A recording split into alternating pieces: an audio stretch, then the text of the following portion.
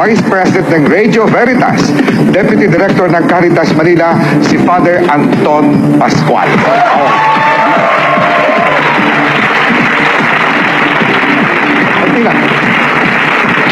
Sa palagay ko bilang pare, dapat lang na mag-endorso ang mga lay leaders ng Katolikong simbahan at mga religious organizations. Sapagkat nakita natin ang kapangyarihan ng simbahan sa naganap na People Power 2 Revolution na hindi pa tapos hanggang ngayon ang moral revolution natin, ano? Kaya alam natin ang kredibilidad ng simbahan at ng religious organizations ay mataas, no? Protecting the truth and justice, no? Kaya sa puntong ito, dapat lang na mag-endorso sapagkat may kasabihan nga tayo, evil exists because good men do nothing. Alright. Kaya panahon na. Dito naman sa bandang kaliwa, hindi sang-ayon. Kapili ko natin si Brother Eli Soriano, Presiding Minister ng Church of God in Jesus Christ. Sa pananaw ko po, hindi dapat mag-endorso. Unang-una, ayon sa konstitusyon, dapat tayong bumoto according to our conscience. Hindi sa konsyensya ng religious leader. At hindi mawawala ang corruption sa gobyerno habang may politics ng utang na loob sa bansang ito. Dahil sa kai-endorso, kinakapital ng religious leader yung kanilang grupo para makakuha ng pabor sa gobyerno na siyang pinanggagalingan ng graft and corruption. Alright. Okay. Tayo muna. Okay. Ang susunod nating panauhin sa panig muli, anuhan ang sang-ayon? Si Roberto Pagdanganan. Obed. Go ahead. Senatorial candidate ng People Power Coalition, member ng Marriage Encounter, and former Bulacan Governor. Bakit po kayo sang-ayon? Sangayon po ako sapagkat mahalagang bahagi ng ating lipunan itong mga religious organizations at ang simbahan. At dapat po ay tumulong sila sa pagsusuri ng kwalifikasyon ng mga kandidato at mag-endorso sa kanilang paniwala kung sino ang karapat-dapat. Okay. Total depende naman yan sa ating kung tatanggapin natin o hindi. Okay. Alam mo, Mel, ito ang susunod na guest natin, kataka-taka.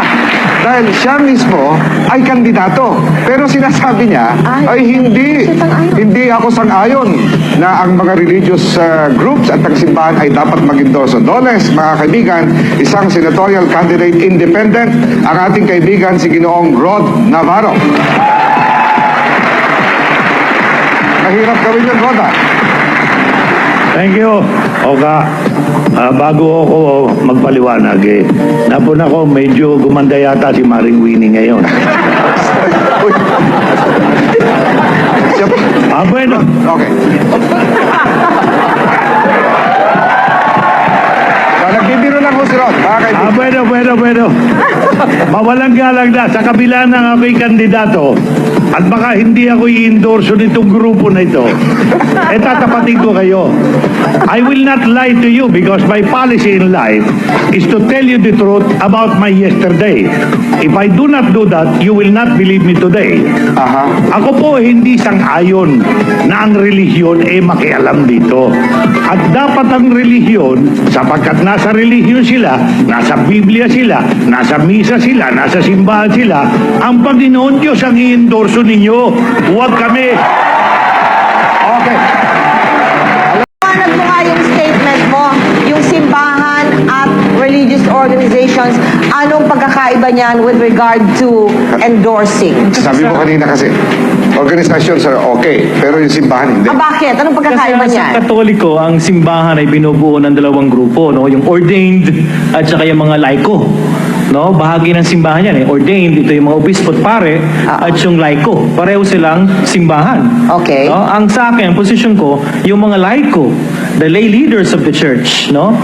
Good leaders, credible leaders, competent leaders, dapat mag-endorso at hindi lang mag-endorso, dapat mga tumakbo.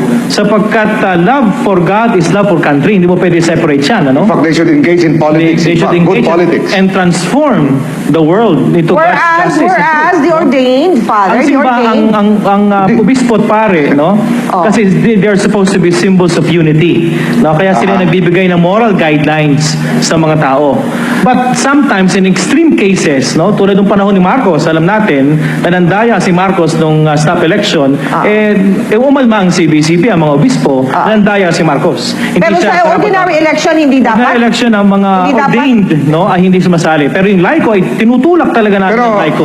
Father Anton, bago natin puntahan yung iba, you, as a person, ikaw Father Anton, Okay. as a priest, ngayon kausap mo yung tao, ako, ang iboboto ko ay si Mel. Is that right or wrong? Alin? Ikaw mismo, as a priest personal, sabihin mo, dito, gusto ko iboto dito si Mel. Is that correct? As far as you're concerned? Personally sa akin, I'm a progressive priest. Pwede. I endorse. I would endorse. No? Okay. Tuloy yung revolusyon eh. Brother Eli, sabi mo kanina, ang hirap kasi dito, pag pinagsama mo yung relihiyon sa politika, parang ginagamit yung relihiyon as a political capital. Will you kindly explain Ano that? yun? Ano ba ibig Oo, sabihin ano mo yung dyan? political capital? Ay, kasi ang relihiyon sana gamitin sa mga bagay na pampanginoon, hindi sa mga bagay na temporal, kagaya niyang eleksyon at pag-endorso ng kandidato. Unang-una, yung sinasabi ni Father Anton na kailangan daw yung panig niyang tinitindig ay ganun ang gawin, it's a failure. 500 taon na ang Catholic Church sa Pilipinas. Hindi na-solve ang graft and corruption sa Pilipinas. Dahil nga dyan sa endorso ng kandidato at kapapakialam ng mga religious leaders. At alam niyo ang ginagawa nangyayari? Eto, ang nangyayari, kahihiyan pa ng inyong Diyos. Di ba kahihiyan ng grupo ni Almeida na nagpatong pa ng kamay na gano'n, nanalo, hindi na nanalo. Kahihiyan yun eh. Obet, how do you react to that? Natin ang kahihiyan ng ating Diyos. Huwag na nating idamay ang Diyos natin sa bagay ng politika. Dahil, Politika. halimbawa, sinabi ni Kamanalo, ang inuboto natin dito, sugo ako ng Diyos. Di tama, dapat ang sinabi ko, natalo yung kandidato niya. Di mali ang Diyos mo.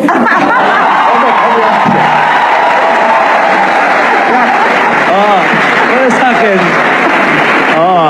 well, talagang yung punto na mag-i-endorso dahil negosyo, mali yun talaga.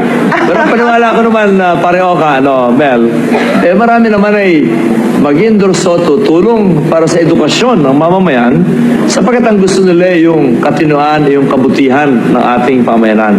So, ang tingin ko po, kailangan talaga makialam sapagkat pag hindi nakialam, wala kang karapatang magreklamo kapag ka nagkaloko-loko ang ating sistema ng gobyerno. Kaya Attorney Restricio muna ako. Okay.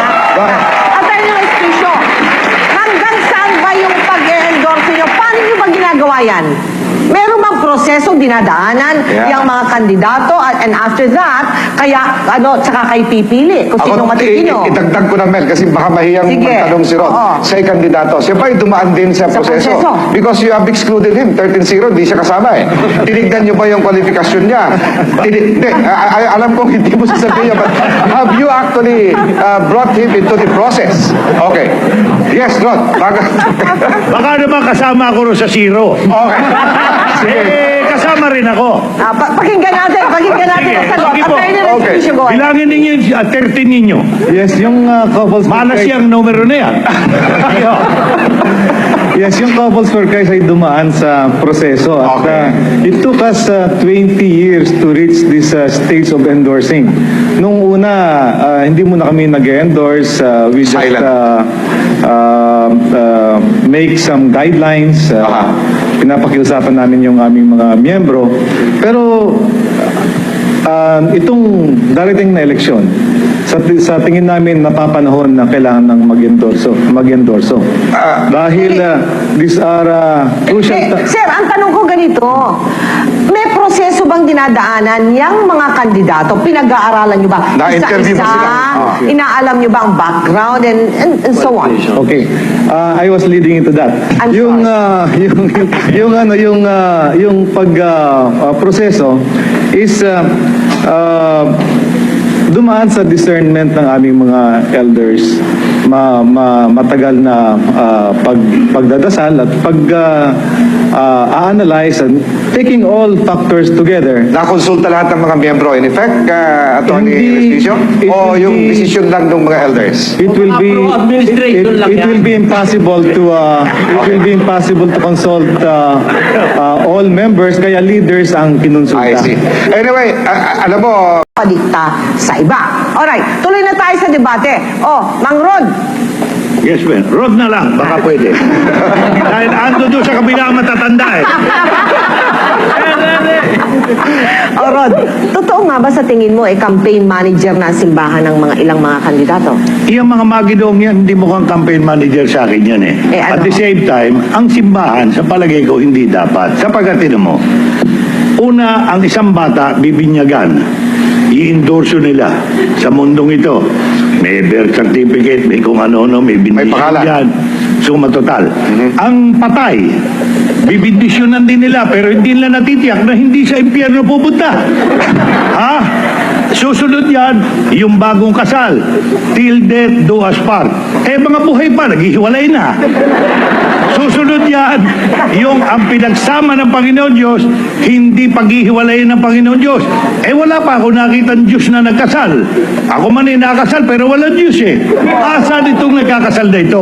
Pagkatapos ng lahat ng yan, kasama ng endorso ninyo, kami ba'y magbabayad o i-endorso ninyo? Magkano? siguro, That's a very valid question. we'll put it differently, no? Very valid question, ha? Sandali ho. We'll put it differently. Sabi nyo, nag-endorse kayo at kayo mga-ngampanya. Pag ikaw ay nangampanya, ay gagastos ka. Sino magbabayad ng gastos? Yes, that's a very Attorney valid Respicio? question. Kami ay nag-usap-usap na panahon na para yung mga butante ay mag-invest in good governance and in good politicians, no? Kaya kami ang gagastos para sa mga kandidato. May reaction lang dito si Reverend Abante. Kanina nasabi ko kasi na hindi siya sang-ayon. Sang-ayon siya na mag-endorse ng simbahan. Sang-ayon. Bakit po? Hindi ba pagka ang simbahan mismo ay nag-endorse ng kandidato, sabi nga ni Rod, paano kung natalo? Does it mean na nagkamali yung simbahan? O kaya yung in-endorse mo ay lumihis? Makasalanan pala because you cannot predict what the person will do. So ano ngayon ang mangyayari sa simbahan? Hindi ba nangyayari yung simbahan, Reverend Abante, parang nadidegrade tuloy, bumababa ang posisyon dahil nagkakamali at yung ini-endorse nila ay lumilihis. Don't you think that we're taking too much risk in putting the church to some partisan political maneuvering? Unahin natin kung bakit sang-ayon ako mag-endorso, ano? Alam mo, ang mga churches o mga pastor ay hindi nangangaral yan base sa konsepto ng tao. Ngunit ang pinapangaral nila kung ano yung tinuturo, inuutos at pinagbabawal ng banal na kasulatan. Ngayon, ang banal na kasulatan ay walang pagbabawal sa pag-iendorso. Diyan tumatayo ang mga mangangaral at ang mga churches. Okay, ngayon, ito ang punto rito. Ang sinasabi ng Biblia ay ganito, Brother Eli. when the righteous are in authority, the people rejoice. Good. But when the wicked beareth rule, the people mourn. Okay.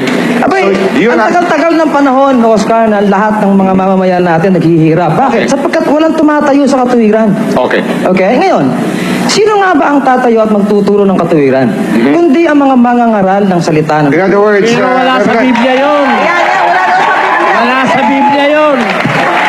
Wala sa Biblia yun. Tutol ako ron. 17:5 ng Jeremias. Sumpain ng tao na tumitiwala sa tao. Tapos, eto pa. Eto nasa Biblia. Awit 146:3. Ang sabi, Psalms 146 verse 3, ang sabi ron, huwag niyong ilagak ang tiwala ninyo sa mga pangulo o sa mga anak ng tao na walang pagsaklolo. Hindi ka sigurado Iba ang yan. premise nun, Eli. Di ba? Ito ha, isang buhay na karanasan, inendorso ng Iglesia ni Cristo sa Erap. Ano nangyari kay Erap? El Shaddai din. Di ba? Ang El Shaddai inendorso sa Erap. Ano ngayon? Ba't hindi niyo tinulungan si Erap? Pinalikuran sa Erap. Mahirap eh. sasagot lang. Wait. Una si Brother Mike dito para sagutin ka. Sorry ha. Hindi Pero kailangan sa si akin. Brother Mike. Andiyan ka ako naman muna. eh. Kapatid Okay. eh. Wait. Sana, hindi na Wait. Kaya Okay. importante kasi, no? Huwag natin ihiwalay ang pagmamahal sa Diyos at pagmamahal sa bayan. Kasi itong pinagkatiwala sa atin ng Panginoon. Kaya sa akin, alisin na natin yung mga philosophical, ang importante yung pagmamahal sa bayan. Sa Biblia yun. Kayo nga namimiloso po. Yung pagmamahal sa bayan Kayo nga ang importante. namimiloso po. Tingnan mo na. Hindi dapat Airtime endorso. ko, Bakit? Brother Eli, Wala sa Biblia eh. Airtime ko Okay. muna. Brother, Respetuhan muna tayo, okay lang? Yan ang problema sa'yo, walang respeto eh. No? Ako rin nasalita eh. Huwag ka mamimersonal. Alamin mo, debate ito. Allowed dito na sumagot pagka meron ka dapat isagot, wag ka lang manggugulo. Okay. Muna, sandali lang. Mayroon lang reparty dito, no? May sasagot lang. Bago ako pumunta sa'yo, kapatid, magsasalita lang daw si Reverend Abante. Okay, go ahead. Alam mo, sa Briefly. Sa isang environment na ang uri ng kampanya ay masyadong personalities ang pinag-uusapan. At ang lahat ay nag-i-endorse ang mga manunugal, nag-i-endorse ang mga naniniwala sa pornography. Abay, sino tumatayo para sa moralidad? Okay. The church should not run away Yes. from Now, we politics. have to Okay, teach may something sagot here. naman dito. Go ahead. Hindi po dapat mag-endorse ang relihiyon, Reverend Abante. Kami po'y miyembro. Pagsikil sa karapatan ng mga miyembro bilang mamamayang Pilipino. Kami miyembro. Paano kung ang napupusuan ninyo hindi namin ibinoto? Pagka hindi namin ibinoto, ititiwalag. Pagsikil sa karapatan ng mamamayang Pilipino yan.